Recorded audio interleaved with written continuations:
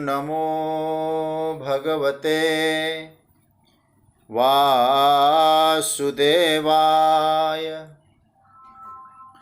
कृष्णाय वासुदेवाय हरे परमात्मने प्रणतः क्लेशनाशाय गोविन्दाय नमो नमः। नमः परमहंसाय स्वादितचरणकमलचिन्मकरन्दाय भक्तजनमानसनिवासाय श्रीरामचन्द्राय। वागीशायस्य वदने लक्ष्मीर्यस्य च वक्षसि यस्यास्ते हृदये संवित्तं नृसिंहमहं भजे। गुरुर्ब्रह्मा गुरुर्विष्णुर्गुरुर्देवो महेश्वरः गुरुस्साक्षात् परब्रह्म तस्मै श्री गुरवे नमः। भगवत चरण कमलानुरागी सभी आत्मीय प्रिय महानुभाव जिज्ञासु स्वजन, आप सभी को मेरा प्रणाम वंदन, आप सभी का अभिनंदन। राधे राधे, जय सिया राम, जय श्री कृष्ण। आज की चर्चा को मैं प्रारंभ करूं उससे पूर्व आप सब जानते हैं वैशाख शुक्ल चतुर्दशी भगवान नृसिंह चतुर्दशी के रूप में हम लोग जानते हैं और आज भगवान नृसिंह जयंती है। अपने प्रिय भक्त प्रहलाद के लिए भगवान इस एक खंभे से प्रकट हुए और भक्त प्रहलाद की रक्षा की। और जो भगवान का जैसा दिव्य स्वरूप है, मानो उसी स्वरूप का यह भी वर्णन चल रहा है। तो भगवान के विषय में आया है, सत्यम विधातुम निजभृत्य भासितम व्याप्तिम च भूते स्वखिलेषु चात्मनः अदृश्यतात्यद्भुतरूप मुद्वहन स्तंभे सभायाम न मृगम न मानुषम। भगवान अपने सत्यम विधातुम, अपने भक्त की रक्षा करने के लिए जो कहा था प्रभु ने कि मेरा भक्त का नाश नहीं होता, मैं भक्त की रक्षा करता हूँ, उस बात को सत्य करने के लिए भगवान एक खंभे से प्रकट हो जाते हैं। इसका अर्थ ये हुआ कि भगवान खंभे में आज भी है, लेकिन हम उस प्रकार की मनोवृत्ति, उस प्रकार का भक्त हृदय हमारे जीवन में भी हो। किसी एक कवि ने बहुत अच्छा लिखा है कि सूर घनेरे फिरे कनमागत पय कभी सूर सो स्वाद कहाँ करताली मझीरा बजावती है मीरा मतवाली सो याद कहाँ। सूरदास लोग घूमते हैं, पैसे मांगते हैं और सूरदास जी जैसा स्वाद वहाँ नहीं मिलता। करताल बजाते हैं, भजन गाते हैं, लेकिन मीरा मतवाली सो याद कहाँ। और कवि लिखते हैं, राम कथा बहुतों ने लिखी, अनेकों ने राम कथा लिखी है, तुलसी सरसी मरजाद कहाँ। रामचरितमानस में जितनी मर्यादा पूर्ण वर्णन है ऐसा कहाँ है। राम कथा बहुतों ने लिखी, तुलसी सरसी मरजाद कहाँ। और अंतिम पंक्ति कही है, नृसिंह वसे प्रतिखंभन में कारण को प्रहलाद कहाँ। हर खंभे में परमात्मा है, बस यह ऐसा भाव हम बना के रखें। परमात्मा हर रूप में हमारे रक्षक है, हम भजन में दृढ़ता को बनाए रखें। एक बात और इसमें समझ में आता है, नृसिंह जयंती के अवसर पर हम लोग इतना ही समझें, आज हम लोग भजन करने वाले लोग थोड़ी सी प्रतिकूलता आ जाती है तो हम व्याकुल और विचलित होने लगते हैं। लेकिन प्रहलाद जी के जीवन में इतनी प्रतिकूलताएं आई, लेकिन प्रहलाद जी ने कभी भजन नहीं छोड़ा। तो उन विपरीत परिस्थितियों में भी जो भगवान के प्रति जो निष्ठा की अलख जगाए रखता है कोई साधक, ऐसों के लिए परमात्मा तो अहरनिश तैयार बैठे हैं रक्षा करने के लिए।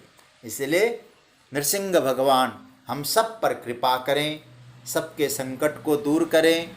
ऐसे नृसिंह जयंती के पावन अवसर पर आप सभी को मंगल कामना और नृसिंह भगवान के पावन चरणों में वंदन।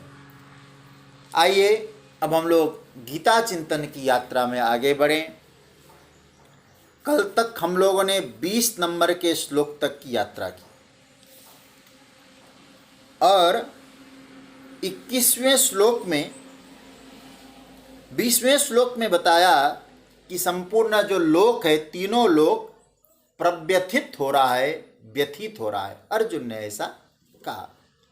आज जो 21वां श्लोक अर्जुन बोल रहे हैं, पहले आइए इसका पाठ करें, फिर एक एक चरण की चर्चा जो ठाकुर जी समय इत्यादि देंगे, जिसके आधार पर आगे बढ़ पाएँ तो बढ़ पाएँ, जैसा होगा। आइए बहुत प्रेम के साथ 21वां श्लोक बोलें। अमीहि त्वां शूरसंघा विसन्ति, अमीहि त्वां शूरसंघा विसन्ति, केचिद् भीताः प्राञ्जलयो गृह्णन्ति, स्वस्तीत्युक्त्वा महर्षि सिद्धसंघाः स्तुवन्ति त्वां स्तुतिभिः पुष्कलाभिः। बड़े प्यारे मंत्र हैं सभी। ठाकुर जी के स्वरूप में क्या क्या हो रहा है अर्जुन वर्णन कर रहे हैं। आइए इसका अर्थ पहले देखते हैं। अमी सुरसंगा त्वां ही विशन्ति, केचित् भीताः प्राञ्जलयो गृह्णन्ति, महर्षि सिद्धसंघा स्वस्ति इति उक्त्वा पुष्कलाभिः स्तुतिभिः इति उक्त्वा त्वां स्तुवन्ति। अब इसका अर्थ देखें। अमी शब्द का अर्थ होता है ये सारे, अदस शब्द से बनता है। ये सारे सुरसंघा त्वां ही विशन्ति, देवताओं का जो समुदाय है सुरसंघा, आप में ही प्रविष्ट हो रहे हैं। सारे देवताओं का जो संघ है वो आप में ही प्रविष्ट हो रहे हैं। केचित् भीताः, कुछ लोग, केचित् मतलब कुछ लोग, भीता मतलब डर के कारण, भयभीत होकर, प्राञ्जलयो गृह्णन्ति, हाथ जोड़े हुए, गृह्णन्ति आपको पुकार रहे हैं, आपकी स्तुति कर रहे हैं। महर्षि सिद्ध संघा, महर्षि और सिद्ध पुरुषों का जो समुदाय है, स्वस्ति इति उक्त्वा, कल्याण हो, मंगल हो, जय हो ऐसा कहकर, पुष्कलाभिस्तुतिभिः, उत्तम प्रकार से बहुत सारी स्तुतियां करके, मंत्रों से क्या कर रहे हैं? आपकी स्तुति कर रहे हैं। स्तुति भी त्वां स्तुवन्ति, स्तोत्रों से आपको मना रहे हैं।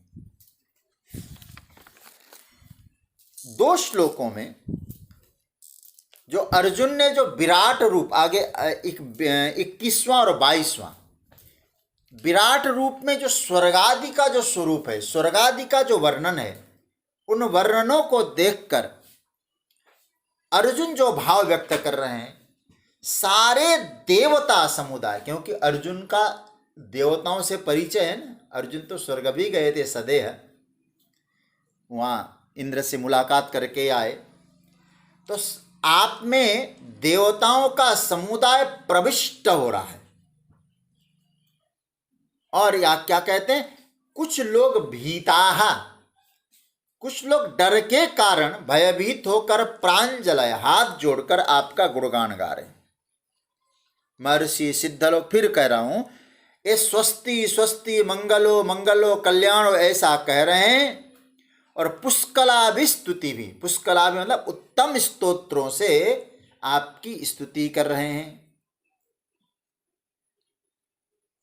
आप थोड़ा सा विचार करना, देवता लोग आप में प्रवेश कर रहे हैं, मतलब देवताओं का जो अस्तित्व है आपके कारण ही है सरकार।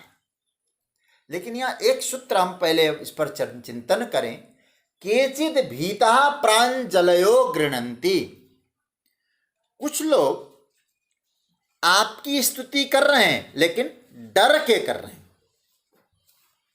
कुछ लोगों के लगता है कि नहीं, ये धर्म जो है डर के कारण है, क्योंकि डर से भगवान की स्तुति हो रही है।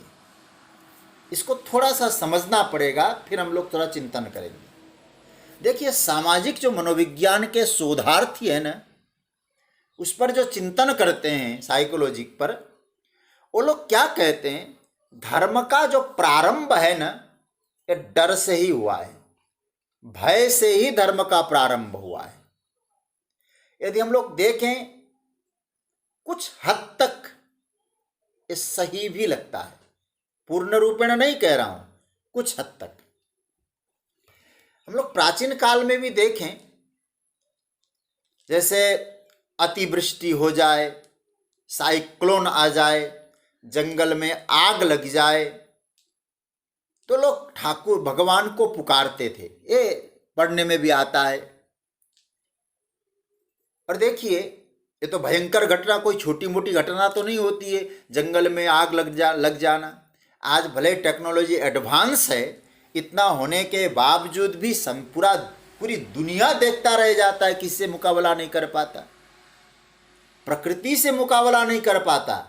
आज इतना टेक्नोलॉजी एडवांस है कि एक हफ्ता पहले मालूम पड़ जाता है कि यास नाम का तूफान आने वाला है। तैयार होते हैं, फिर भी बहुत सारा नुकसान हो जाता है। तो अब क्या है, ऐसे प्राकृतिक आपदाएं घटित होती थी और मनुष्य ने देखी होगी।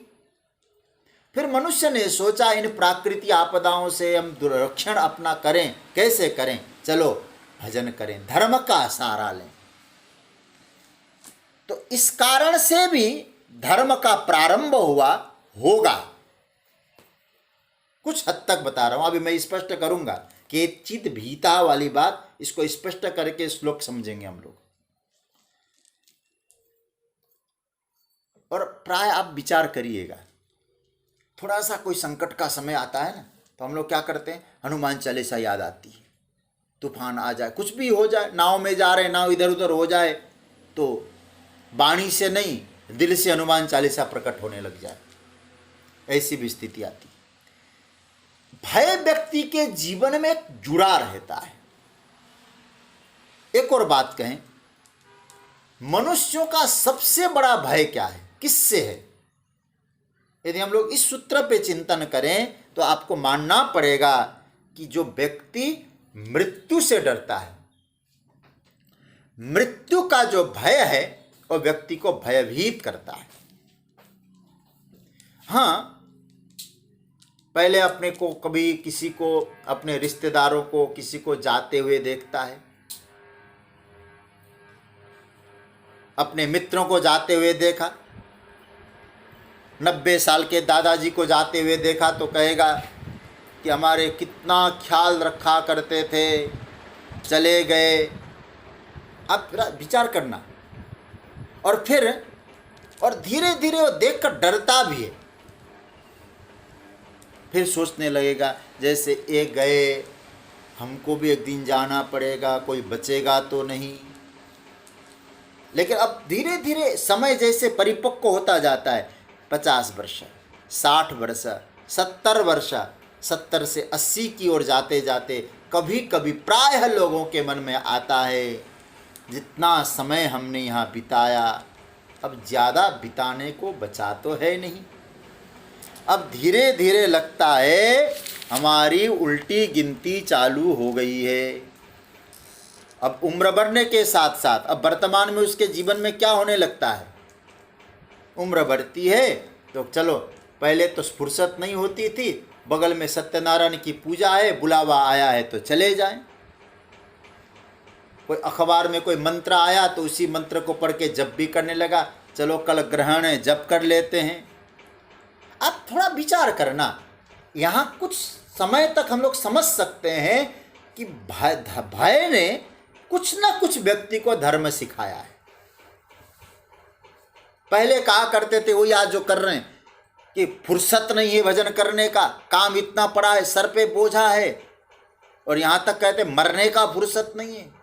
ऐसे लोगों को तो कहना पड़ेगा जब फुर्सत मिले तब मरो।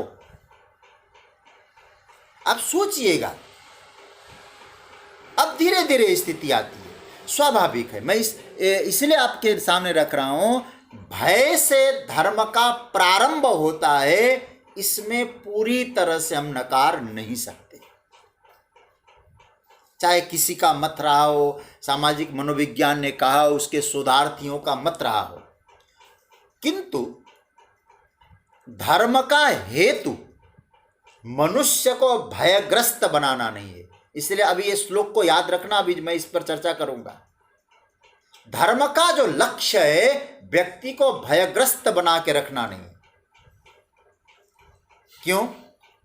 जहां शाश्वत धर्म की चर्चा है, भगवान उस शाश्वत धर्म की जब बात करते हैं, भगवान क्या कहते हैं?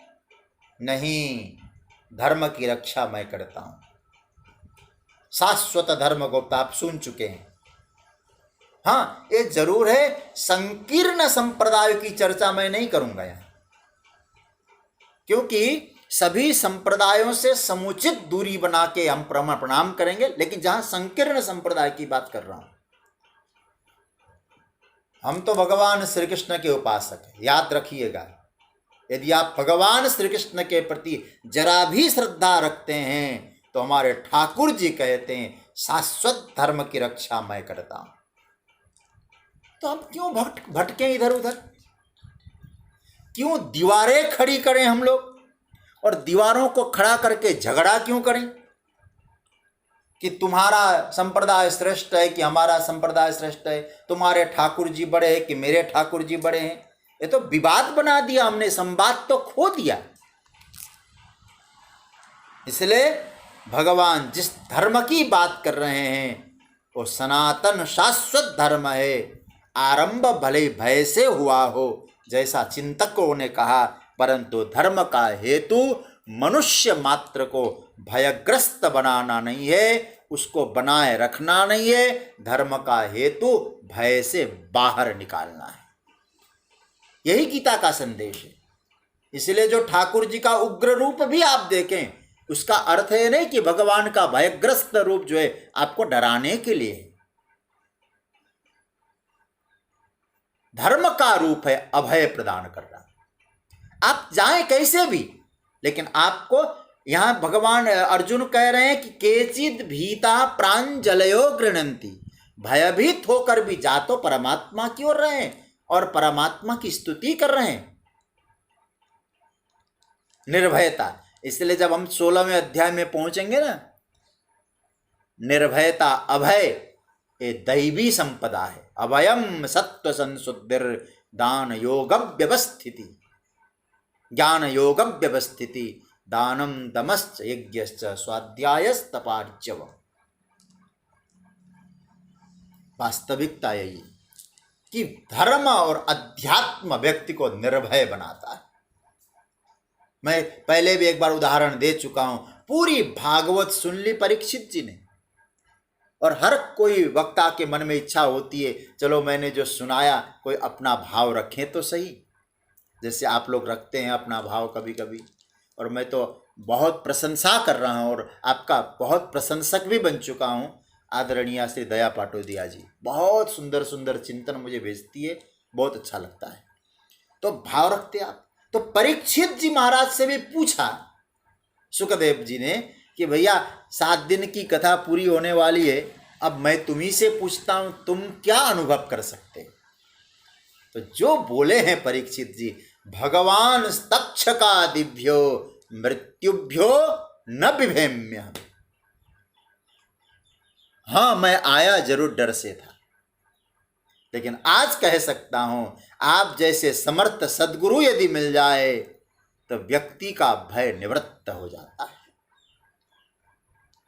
और लभते ब्रह्म निर्वाणम अभयम दर्शितम त्वया, मुझे आपने निर्भयता प्रदान कर दी सरकार।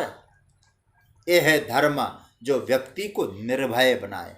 भागवत के 12वें स्कंद के 6ठे अध्याय का ये 5वां श्लोक है। बड़ा प्यारा मंत्र है, मुझे अब डर नहीं है। हाँ, यदि आपको धर्म के नाम पर कोई डरा रहा है तो समझ लेना वो धर्म की बात नहीं कर रहा है। और धर्म के नाम पे भले वो व्यापार कर रहा होगा, पर धर्म नहीं। धर्म का हेतु व्यक्ति को भय से मुक्त करना है। अरे भाई, पिता की गोद में बैठा हुआ कोई व्यक्ति भयभीत होगा, माता के गोद में कोई बैठा हुआ बालक भयभीत होगा। हाँ ठीक है, वो बाहर किसी के साथ खेल रहा था, डर गया, डर के मारे आया, बाप की गोदी में बैठा, लेकिन जब तक बाप की गोदी में नहीं बैठा था तब तक डर था, लेकिन बैठ गया तो अब तो डर नहीं रहा ना। अब वहां बाप कहे कि भैया और ऐसा ऐसा करके डरा है, तो बाप नहीं है, दुश्मन है बेटे का। तो कहने का अर्थ यह है कि डराए रखने वाला धर्म नहीं होता है। और हमारा परमात्मा धर्म के नाम पे नहीं डराता है। धर्म का हेतु अभयत्व देना है, इसलिए मृत्यु का भय, अल्टीमेटली ये भय तो रहेगा ही रहेगा ना। तो कहते हैं, भगवान कहते हैं वो धर्म से ही मुक्त होगा। इसलिए जो धर्मात्मा है वो मृत्यु को भी प्रभु की लीला के रूप में स्वीकार करता है। कन्हैया ये लीला कर रहे हैं, मेरा ठाकुर इस लीला के रूप में आया है, मैं स्वीकार करता हूं। और भक्त के जीवन में जब मृत्यु का क्षण आता है तो परमात्मा के मिलन का उत्सव समझकर वो भक्त कभी भयग्रस्त नहीं होता है। इसलिए सज्जनों, जो निर्भयत्व है, निर्भयत्व की प्राप्ति है, उसी में जीवन का आनंद है। निर्भयता में ही जीवन का आनंद है। भयभीत आदमी कभी जीवन का भी आनंद नहीं ले पाता है। जो हो रहा है हम आनंद है, आनंदित है। इसलिए अर्जुन ने जो विश्वरूप का जो वर्णन किया है ना, प्रभु ये जो आपका उग्र रूप है, देवता आप में प्रवेश कर रहे हैं। क्या कहते हैं? अमीहित्वाम सुर संघा विसंति। अर्जुन भयभीत नहीं है, यहां ध्यान देना। अर्जुन परमात्मा का इस रूप को देखकर भयभीत नहीं हो रहे हैं। अर्जुन क्या कह रहे हैं? आपके भीतर ये सारे देवता प्रवेश कर रहे हैं, क्योंकि उसी में है सब, और परमात्मा में प्रवेश कर रहे हैं। आप इन सभी को परमात्मा ने ही धारण किया है। जिसने धारण किया और धारण किया है, रक्षा भी और प्रवेश भी उसी में है। तो क्या कहना चाहते हैं अर्जुन? का भाव यह है कि देवता लोगों की सत्ता परमात्मा सत्ता से अलग नहीं है। अमीहित्वाम सूर संघा विसंति। देवता लोग आप में प्रवेश कर रहे हैं। और सज्जनों, यहां जो विश्वरूप में जो पहला जो मंत्र आया, इसको थोड़ा सा हमें चिंतन करना है। और मैं आपसे निवेदन करूंगा, खूब ध्यान से ध्यान देना है। पहला मंत्र क्या पहला पद क्या आया? अमीहित्वाम सुर संघा विसंति। मतलब सारे जो देवता हैं, देवताओं का समुदाय हैं, और आप में प्रवेश हो रहे हैं। त्वाम विसंति। हमारे आचार्यों ने इस पर बड़ा सुंदर चिंतन किया है, और इस पर आप लोग भी थोड़ा सोचना। यहां कुछ आचार्यों का ऐसा मत है, सुर संघा विसंति असुर संघा अपि विसंति। देवताओं का संग भी आप में प्रवेश हो रहा है, और असुरों का संग भी आप में प्रवेश हो रहा है। दोनों का संग, समुदाय। संग मतलब समुदाय, एक एक देवता नहीं। इंद्र वरुण कुबेर ने जितने देवता हैं और जितने असुर हैं, बलि इत्यादि नहीं, सारे के सारे आप में प्रवेश हो गए। और इस टिप्पणी को जब मैं अपने दादा गुरु पूज्यपाद प्रातस्मरणीय स्वामी श्री अखंडानंद सरस्वती जी महाराज के ग्रंथों में देखा तो इस टिप्पणी को उन्होंने भी उल्लेख किया है कि नहीं, बिल्कुल सटीक है, क्योंकि अमी हित्वाम सुरसंगा विसंति अमी हित्वाम असुर संगा अपि विसंति, त्वा मसुर संगा, वह म को पूरा कर दिया। समझ रहे हैं ना? एक जगह त्वाम लिखकर ऊपर बिंदी दे दिया और सुर संघा हो गया, और क्या कह दिया एक जगह, अमी हित्वा मसुर संघा विसंति। अब छंदों में कहीं ऊपर नीचे हो गया तो अलग बात है, लेकिन महापुरुषों का चिंतन है भाई। हे भगवान, आप में देवता भी प्रवेश कर रहे हैं और असुर भी प्रवेश कर रहे हैं। क्या मतलब हुआ? प्रवेश का अर्थ हुआ स्वीकारना। हे भगवान, आपने देवताओं को भी स्वीकारा है और आपने असुरों को भी स्वीकारा है। धर्म का अर्थ समझ लेना, ये मेरा संप्रदाय का है, मैं इनको तो स्वीकार करूंगा, ये मेरे संप्रदाय का नहीं है, मैं इसको स्वीकार नहीं करूंगा, ये धर्म नहीं कहलाता है। इसलिए मैंने थोड़ी देर पहले आपसे कहा, ऐसा धर्म भयग्रस्त रहता है। लेकिन भगवान क्या कहते हैं, मेरे में आओ, यहाँ देवताओं की भी स्वीकृति है, असुरों की भी स्वीकृति। जहां भरत जी उनके भक्त है, जहां हनुमान जी उनके भक्त हैं, वहां विभीषण भी उनके भक्त हैं। हमें थोड़ा विचार कर लेना चाहिए इस विषय में। हर किसी को स्वीकार करते हैं। अब जरा सोचिए भाई, भगवान राम जब अंगद को भेजते हैं ना दूत बना के, तो परमात्मा श्री राम क्या कहते हैं, अंगद काज हमार तासु हित होई, रिपुसन करेहु बत कही सोई। अंगद याद रखना, काम मेरा बन जाए ठीक है, लेकिन रावण का अहित नहीं होना चाहिए। ये बड़ा प्यारा मंत्र है। जो शत्रुओं के भी कल्याण के बारे में सोचते हैं वो परमात्मा है, सबको स्वीकार करते हैं। रावण आए तो रावण को स्वीकार, विभीषण आया तो विभीषण को स्वीकार, टेढ़े मेढ़े सब उनको। मैंने इसलिए उस दिन कहा था, धनुष भी स्वीकारा है, बाण भी स्वीकारा है, बाण सीधा है, धनुष टेढ़ा है। भगवान कहते मैंने सबको स्वीकारा, टेढ़े मेढ़े कैसे भी हो मेरे पास आओ। इसलिए मुझे ठीक लगता है, देवताओं को भी स्वीकृति है, सब प्रवेश हो रहे हैं, उन्हीं में जा रहे हैं। इसका मतलब है अल्टीमेटली हम सबका जो निधान है, हम सबका आश्रय स्थल है, हम सबका ध्येय है, वो परमात्मा ही है। ये सूत्र है। इसलिए यहां दोनों आया है, सुर संघा विसंति असुर संघा अपि तत्र विसंति। जितने भी देवता हैं वे सब, और जितने भी दानव है वे सब प्रवेश कर रहे हैं। भगवान ये कहना चाहते हैं, भैया चाहे कोई देवताओं का व्यवहार करे, चाहे दानव जैसा व्यवहार करे, भगवान कहते सब मेरे अंदर है।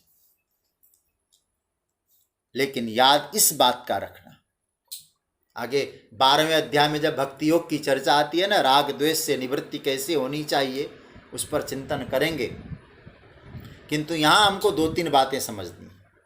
देवताओं का भी प्रवेश और असुरों का भी प्रवेश। इसका मतलब देवताओं से राग नहीं है और असुरों से द्वेष नहीं है। ये पकड़ के रखना।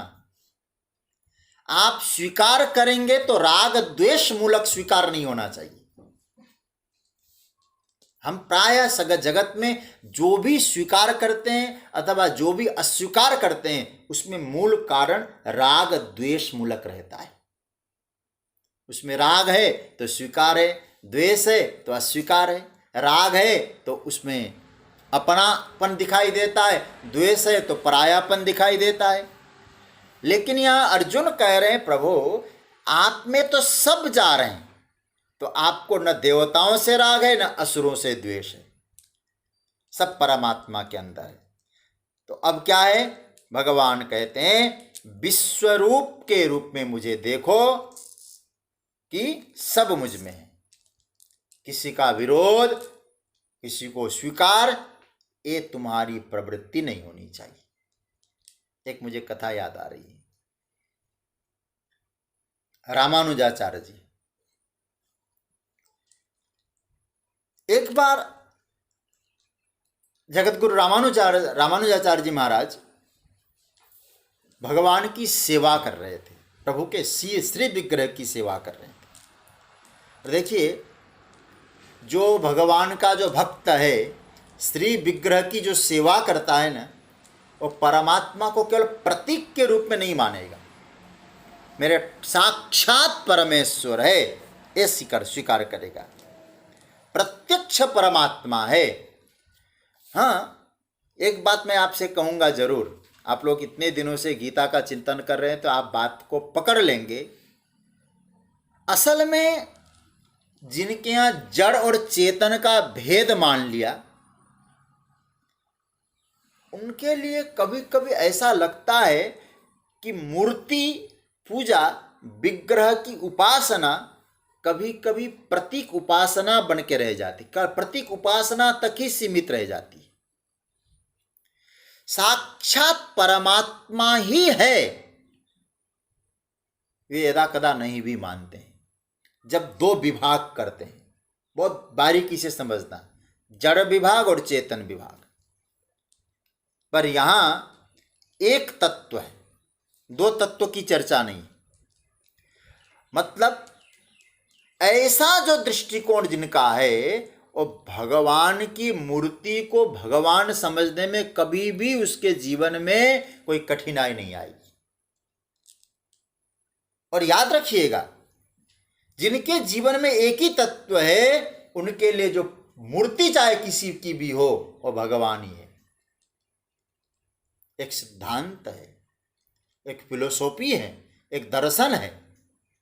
इसलिए श्रीमद् भगवद गीता में भगवान श्री कृष्ण जब भक्तों की चर्चा करते हैं तो ज्ञानी भक्त को श्रेष्ठ मानते हैं। उदारा सर्व एवैते ज्ञानी त्वात्मैव मे मतम। सारे उदार हैं, सारे भक्त बहुत अच्छे हैं, लेकिन ज्ञानी भक्त श्रेष्ठ इसलिए है क्योंकि वो एक तत्व को स्वीकार करता है। अन्यथा एक जड़ है और एक चेतन है, दो तत्व है। आप थोड़ा सा चिंतन करना, तो हम लोग क्या समझेंगे, मूर्ति हो गया, मूर्ति और चेतन। मूर्ति क्या है, मूर्ति जड़ है, चेतन परमात्मा है। तो कोई और हो गया फिर तो चेतन तत्व कोई और हो गया। लेकिन जिनके लिए चेतन तत्व एक है, उनके लिए मूर्ति भी भगवान स्वरूप है, क्योंकि चेतन आत्मा के सिवाय उसके लिए तो कोई दूसरा होता ही नहीं। यह आप लोगों को पकड़ लेना चाहिए बात। अब एक और वेदांत की खाटी बात कहूं, खाटी बात बोलते हैं ना वेदांत, मैं आपको कहूं, स्पष्ट बात कह दूं, जो दृश्य है वो चेतन नहीं होता है। ये जो भी वेदांत का अभी प्रवेश भी कर रहा होगा वो भी समझ जाएगा। जो दृश्य होगा वो चेतन नहीं होगा, और जो दृष्टा है, वेदांत कहता है चेतन तो उसी को कहते हैं, वो ज्ञान स्वरूप है। अब यदि हम लोग उस चेतन तत्व को कहीं खोजने जाएं, कहाँ खोजेंगे, कहीं खोजने जाएं तो कैसे खोजें? तो अब हम लोग कहीं खोजेंगे, मशीन के नोक पर खोजेंगे, प्रयोगशाला में जाकर खोजेंगे, लेबोरेटरी में जाके खोजेंगे, तो ढूंढने वाला ही चेतन होगा। याद रखना इस बात को। जिस वस्तु को ढूंढा जा रहा है उसको चेतन नहीं माना जाएगा, वहां वो तो जड़ माना जाएगा। ढूंढने वाला होगा चेतन। तो इसका अर्थ क्या है, जहां द्वैत है वहां आपको ये दोनों को स्वीकार करना पड़ेगा। एक को जड़ के रूप में स्वीकार करना पड़ेगा और एक को चेतन के रूप में स्वीकार करना पड़ेगा। थोड़ा सा पकड़ना, ये द्वैत के विषय में जो मैं कह रहा हूं, मैं वो भक्ति का द्वैत नहीं कह रहा हूँ जो कहा गया है, द्वैतम बंधाय बोधात प्राप्ते बोधे मनीषया भक्त्यर्थम कल्पितम द्वैतम अद्वैतात अपि सुंदरम। वो वाले द्वैत की चर्चा नहीं कर रहा हूं मैं, लेकिन यहां जो बात आ रही है इसको थोड़ा सा पकड़ लेना। ज्ञानी भक्त की दृष्टि में द्वैत नहीं है। मतलब क्या है? एक को जड़ मानना और एक को चेतन मानना, ये द्वैत की दृष्टि है, अद्वैत की दृष्टि नहीं है। और जो मानते हैं चेतन ही सब कुछ है, जिसके मत में भाव आ जाता है आत्मा के सिवाय, चेतन के सिवाय दूसरा कुछ है नहीं, वो पेड़ की पूजा करने में भी उसको दिक्कत नहीं है, नदी की पूजा करने में भी उसको दिक्कत नहीं है। याद रखिएगा, पत्थर की पूजा करने में भी उसे दिक्कत नहीं है, पीपल में भी परमात्मा देखने में कोई दिक्कत नहीं है। फिर इसलिए हम जब देवी भागवत देखते हैं उसमें ऐसा वर्णन आता है, 1 वर्ष से 9 वर्ष तक की लड़की कन्या, नाम भी अलग अलग है उनके। 1 वर्ष की कन्या का नाम क्या है, 2 वर्ष की कन्या का नाम क्या है, 9 वर्ष तक की कन्या, अलग अलग नाम और अलग अलग उनके लिए पूजा का विधान, विधि भी अलग अलग, नाम अलग अलग। और क्या कहा जाता है? ये नवदुर्गा है, ये जगत जननी है, इन जगत जननी को तुम इन रूपों में देखो। तो ये जो दिखाई दे रहा है सब चैतन्य रूप है। तो इसका अर्थ क्या हुआ? इसका अर्थ है हुआ जो आप जो मूर्ति की पूजा करते हैं, आपके घर में ठाकुर जी हैं, आप श्री विग्रह की पूजा करते हैं, मैं आपसे निवेदन करूंगा कृपया कृपया कृपया उसको प्रतीक के रूप में ही मत मानना, तो साक्षात मेरे परमात्मा, साक्षात मेरे ईश्वर है। आप ये सोचो कि नहीं तो मेरे एक चिन्ह है, एक प्रतीक है, एक रूटीन है, तो फिर पूजा न करना भी ठीक है। साक्षात ईश्वर है। मूर्ति में जब आप परमात्मा भाव रखेंगे और प्रतीक न मानकर साक्षात ठाकुर जी के रूप में आप स्वीकार करेंगे, तो याद रखना फिर आपकी जो स्थिति है ना बड़ी दृढ़ हो जाएगी। तो श्री कृष्ण का जो सूत्र है, ज्ञानी भक्त मुझे प्रिय है, परमात्मा के लिए आप प्रिय हो जाएंगे। तो मैं एक कथा की चर्चा में थोड़ा सा आगे बढ़ गया, तो मैं एक चर्चा कर रहा था। रामानुजाचार्य जी महाराज ठाकुर जी के विग्रह की पूजा कर रहे थे और ठाकुर जी के विग्रह को साक्षात परमात्मा मानते थे, दिव्य सेवा उनकी थी। तो क्या हुआ, और मूर्ति पर हाथ फिरा रहे थे जगत गुरु भगवान, और जैसे मूर्ति पर हाथ फिरा रहे थे तो पीठ की ओर हाथ फिराने लगे, यूं यूं करके, थोड़ा तेल की मालिश करा दें ठाकुर जी को। तो कहते हैं ठाकुर जी को पीठ पर एक घाव हो गया। भाव देखियो। और क्या कह रहे थे जब हाथ फिरा रहे थे? आनंद आ रहा था, और मन मन में वो एक स्तोत्र गा रहे थे। और स्तोत्र का एक पद मुझे याद है, वो कहते थे, तवामृतस्यन्दिनि पाद पंकजे निवेशितात्मक कथमन्यदिच्छति स्थितोरविंदे मकरंद निर्भरे मधुव्रतो नेक्षुरसं हि वीक्षते। इसका अर्थ बड़ा प्यारा है। इसका अर्थ यह है, तवामृतस्यन्दिनि पाद पंकजे, हे प्रभु आपके चरण कमलों का जो मकरंद स्वाद है, उस मकरंद स्वाद का जिसने आनंद पा लिया है, उसको फिर अन्यत्र कहीं मन ही नहीं लगने का। मन जब आप में लग गया, आपके चरणों का स्वाद जिसको मिल गया, उसको अन्यत्र तो कहीं मन लगने वाला ही नहीं है। कैसे? तो उदाहरण दिया, एक भौरा है, जब भी सुबह शाम टाइम मिलता है तो गन्ने का खेत बगल में है और गन्ने के खेत में जाके कोशिश करता है कि गन्ने को कठोर कठोर उसका जो छाल है उसको हटा के गन्ने का रस चूसूं। लेकिन आज उसको ये परिश्रम करने की आवश्यकता ही न पड़े और उसको जहां वो था उसी में ही उसको कहीं मकरंद का स्वाद मिल गया हो, तो वो कितना आनंदित होगा वो भंवर, वो भंवरा। हे प्रभु, आपके चरण कमलों में ऐसा ही स्वाद आ रहा है, आपकी सेवा में, आपका नाम लेने में, आपके दिव्य श्री विग्रह की सेवा करने में। आंखों से आंसू बहा रहे हैं, भगवान के शरीर पर हाथ फिरा रहे हैं, भगवान के पीठ पर एक घाव का अनुभव हुआ। ध्यान से सुनना। व्याकुल हो गए, प्रभु के शरीर पर घाव फोड़ा। भगवान के शरीर पर, श्री विग्रह पर घाव कहां से आया? और वास्तव में घाव आया। कहते इतने व्याकुल हो उठे रामानुजाचार्य जी महाराज, रोने लगे, सर पटकने लगे, आंखों से अजस्र अश्रु का प्रवाह फूटने लगा। श्री विग्रह से आवाज आने लगी। ठाकुर जी बोल पड़े, रामानुज रोते क्यों हो, रोना बंद करो। तो कहते सरकार आपके पीठ पर घाव आ गया है।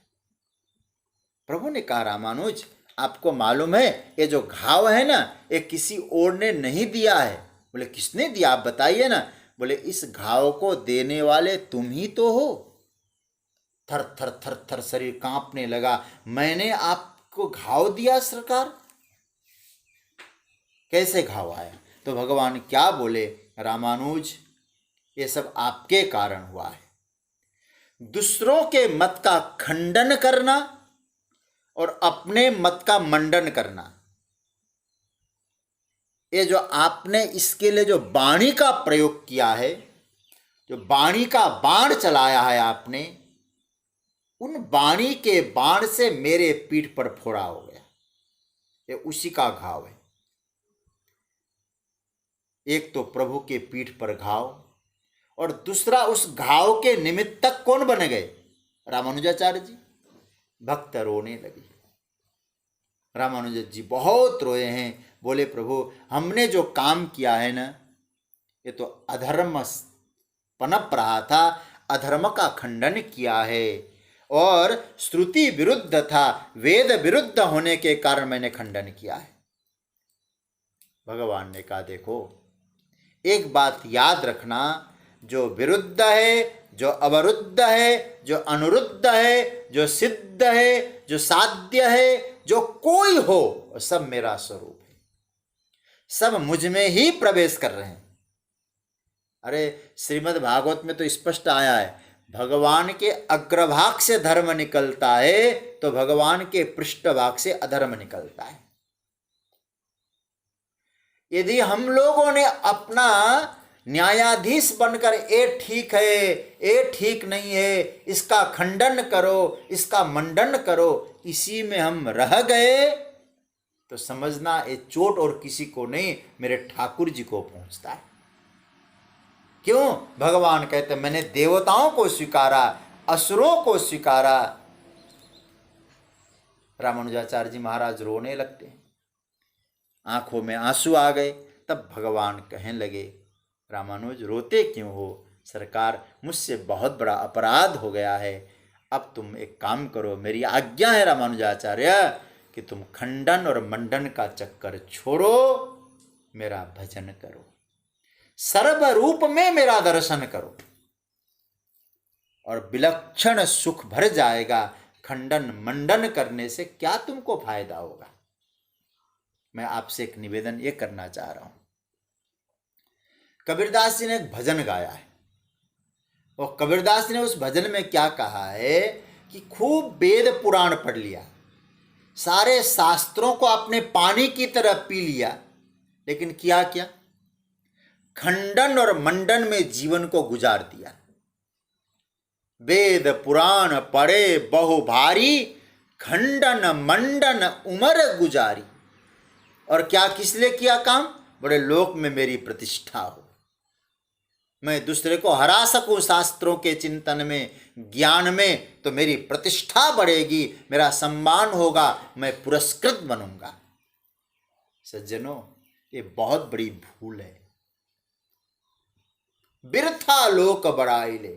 यदि आप ऐसा करके लोक बड़ाई चाहते हैं तो कबीरदास जी ने कहा तुम्हारा अध्ययन भी व्यर्थ है। क्योंकि यहां कल भी मैंने आपसे कहा था विरुद्ध धर्माश्रयत्व है। यहाँ देवता भी भगवान में प्रवेश हो रहे हैं, असुर भी प्रवेश हो रहे हैं। क्या आप देवताओं को भगवान का मानते हो और असुरों को भगवान का नहीं मानते हो? तो परमात्मा सर्वांतर्यामी कैसे हो गए? विश्वरूप कैसे बने भगवान फिर?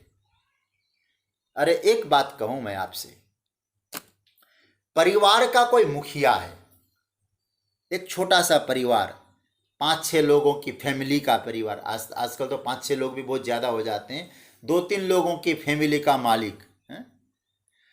अब उसके जीवन में जरा देखिए, कोई अच्छा व्यवहार करने वाला होगा, कोई बुरा व्यवहार करने वाला होगा, और परिवार को संभालना उसका उत्तरदायित्व है। तो अब उस एक से तो बहुत प्रेम करे, एक से द्वेष करने लग जाए तो परिवार विखंडित होने लगता है। आज परिवार में गड़बड़ क्यों होता है? 2-3 बेटे हो ना, माँ एक की तरफ ज़्यादा होती है, बाप एक की तरफ ज़्यादा होता है, तो आपस में परिवार विखंडित होता है। और भगवान कहते हैं तुम्हारा तो एक छोटा सा परिवार है, मेरे लिए तो विश्व परिवार है। पूरा विश्व मुझ में है, मुझ में है, तो मैं कैसे कह दूं देवता तो मेरे हैं, असुर मेरे नहीं है। इसलिए यहाँ बहुत बढ़िया बात कही है, भगवान में सब जा रहे हैं। क्यों जा रहे हैं? बोले भगवान के हैं, भगवान में ही तो जाएंगे। ये सूत्र जरा आप लोग पकड़ लेना, परमात्मा के हैं, परमात्मा में ही जाएंगे। इसलिए किसी का खंडन, किसी का मंडन ये नहीं करना। अमी हित्वाम सूर संघा विसंती। देखिए, खंडन से, और रामानुजाचार्य जी फिर भगवत भजन में लग गए। खंडन मंडन से जीवन में कभी शांति नहीं है, संघर्ष से शांति मिलने वाली नहीं हो है। जो हो रहा है हम लोग आनंद लें, हम ठाकुर का भजन करें। कौन अच्छा है कौन बुरा है निर्णय करने वाला हो। एक बात और कह दूं मैं, हम लोग जो भजन करते हैं ना सुबह उठकर, जो भजन नहीं करते हैं प्राय उनके सामने जाके कहते हैं हम तो सुबह ही जग गए, ये लोग सोए रहे अभी तक, हम लोग अच्छे हैं। ये निर्णय मत करिए, हम भजन करने वाले अच्छे हैं, भजन नहीं करने वाले बुरे हैं, ये भी निर्णय नहीं करना है। परमात्मा विश्वरूप है, सबको स्वीकारना पड़ता है। इसलिए भगवान के अर्जुन कहते हैं देवता लोग जो स्वर्ग के हैं कौन है, उनको भी स्वीकारते हैं और असुरों को भी स्वीकारते हैं। अमी हित्वाम सूर संघा विसंती। इसका एक वेदांत परक अर्थ एक करूं कि ये निकले कहाँ से? बोले वहीं से, जैसे सुवर्ण से आभूषण निकले हैं, तो आभूषण कहाँ जाएंगे? आभूषण तो सुवर्ण में प्रवेश करेंगे ना। तो मूल जो तत्व है वो परमात्मा तत्व है। घड़े सकोरे कुल्हड़ अलग अलग है, जाना तो मिट्टी में है उनको, मूल अधिष्ठान तो माटी है ना उनकी। इसलिए अर्जुन क्या कहते, अमी हित्वाम सुर संघा विसंती। सबके सब देवता, सबके सब दैत्य वो आप में प्रवेश हो रहे सरकार। और आगे क्या कहा, केचिद भीता प्रांजलयो गृणंती। आहा, केचिद भीता, कुछ लोग डर रहे हैं। आज तो नृसिंह भगवान है ना, नृसिंह चतुर्दशी, जब भगवान प्रकट हुए थे ना बहुत सारे डर गए थे। लक्ष्मी जी भी डर गई थी, सा नोपे आय विसंकिता बात आई। कुछ लोग ऐसे हैं जो कह रहे थे हाय हाय हाय हाय। क्यों डर रहे थे भाई? केचिद भीता, डर के मारे प्रांजलयो गृणंती, डर रहे थे महाराज। और हमारे संतों ने कहा इसलिए डर रहे थे कि महाराज हम प्रवेश कर जाएंगे तो हमारे अस्तित्व का लोप हो जाएगा, हम कहाँ रहेंगे, हम कहाँ जाएंगे। तो लोग हाथ जोड़कर भगवान के अनुकूलता के लिए प्रार्थना कर रहे हैं। प्रभु की अनुकूलता की प्रार्थना कर रहे थे। भगवान के अनुकूल बन के रहेंगे सरकार, हमारी आप रक्षा करें।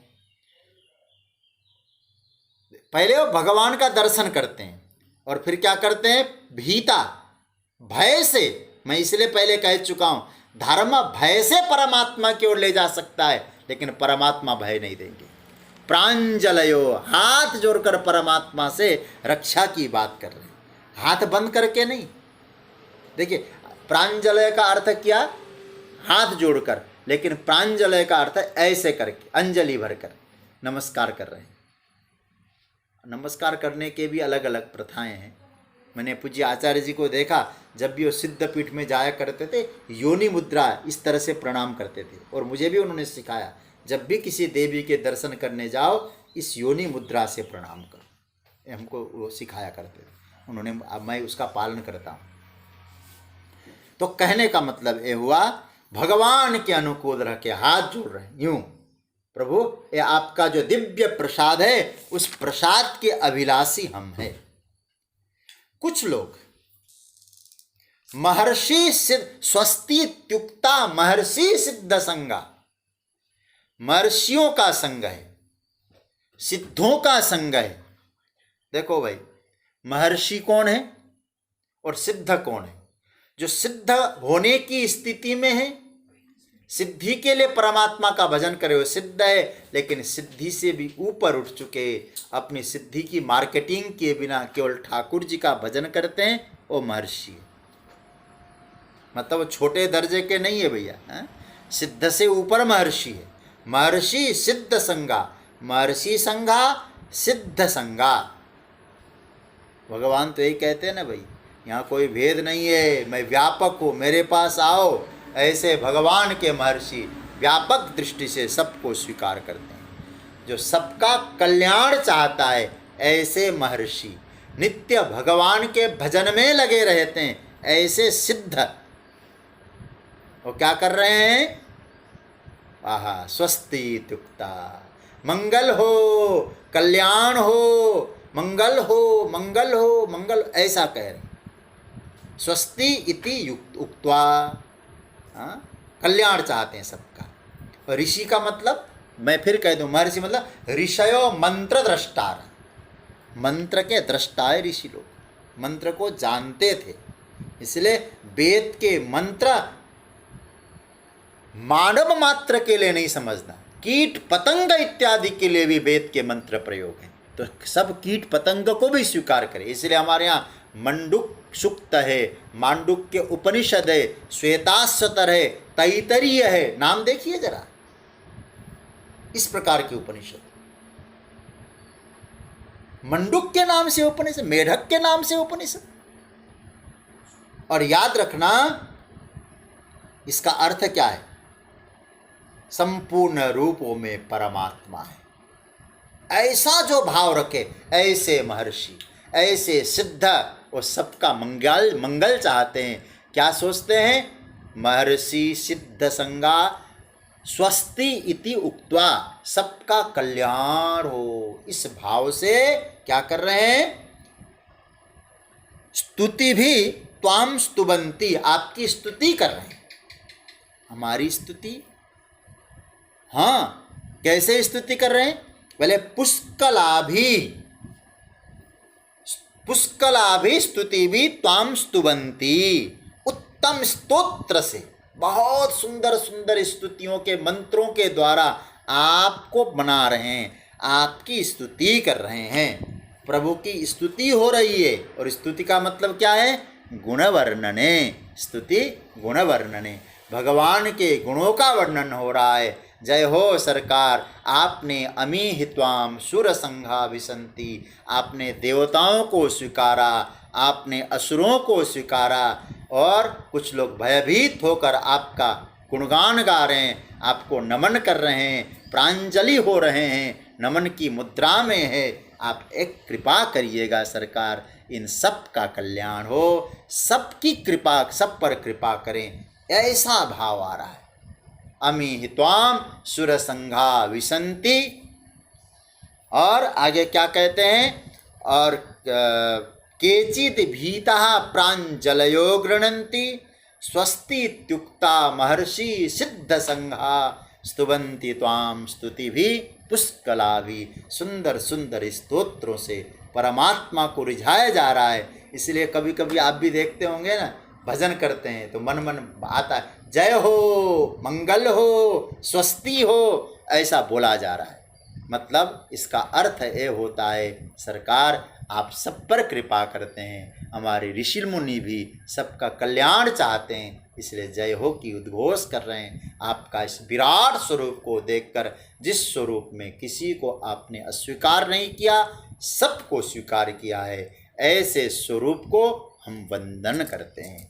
अमी हि त्वां सुरसंघा विसन्ति केचित् भीताः प्राञ्जलयो गृह्णन्ति स्वस्ति इत्युक्त्वा महर्षि सिद्ध संघा स्तुवन्ति त्वां स्तुतिभिः पुष्कलाभिः। ये मंत्र है। आज की चर्चा करके आज की चर्चा को यहाँ विराम दे रहा हूँ। 2-3 बातें आज